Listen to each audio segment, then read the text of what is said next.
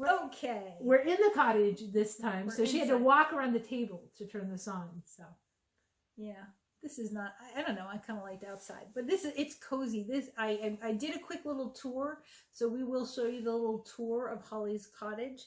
The question that we have right now is: what are common traps for aspiring writers, and how can they avoid them? not writing. That is the one I hear about the most. The people who want to write and ask me for tips. My tip is always write.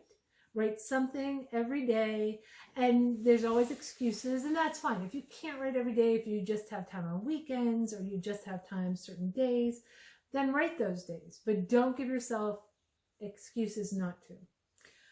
My biggest thing is do your homework, because there are a lot of traps out there for writers. There are a lot of people who prey on newbie writers, whether they be vanity publishers, okay, or service providers.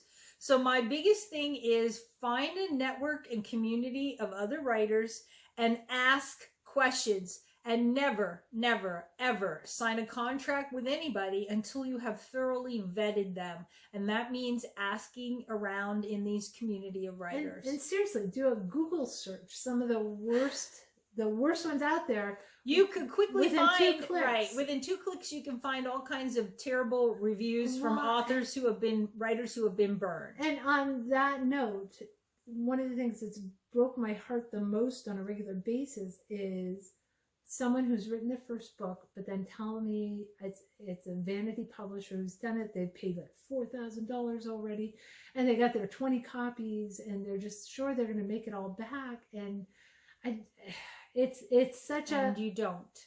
No, it's just such a hard thing. And if that's all you want is to tell your family story and have 20 copies to give to your grandkids, go to Amazon. I was going to say, there are far more inexpensive ways of doing it than doing it with a vanity publisher. And here's the thing, these people are sneaky, and they, like I said, they prey on people. You think you got a real publishing deal, and you didn't. Now the rule always used to be money flows to the writer, and if it's a real publisher, okay, that's how it should go. That's how it works. They pay you for the rights to publish your book. And vanity publishing was, you paid up front. You paid them a hefty chunk of change to do these things. But then you find out they don't do any marketing. They say they'll do editing. They don't do any editing. Yeah. So you can indie pub or self-publish your stuff far better and less expensively. Now, again, you have to do your homework. I'm sorry, there are no shortcuts. You have to do your homework. You have to do your due diligence. But if all you want is to, like Holly said, have a few books for your family or whatever, you can do that really easily and inexpensively. And I will stand by my original one, though. If you are someone who's decided they want to write, they want to have a story they want to tell, then my best advice will always be write. You can't worry about marketing or anything else until you have a finished book. Right. You have to finish the book. Finish the book. Finish the book. And so there you go. There's our advice. Finish the book and do your homework. We'll see you next time.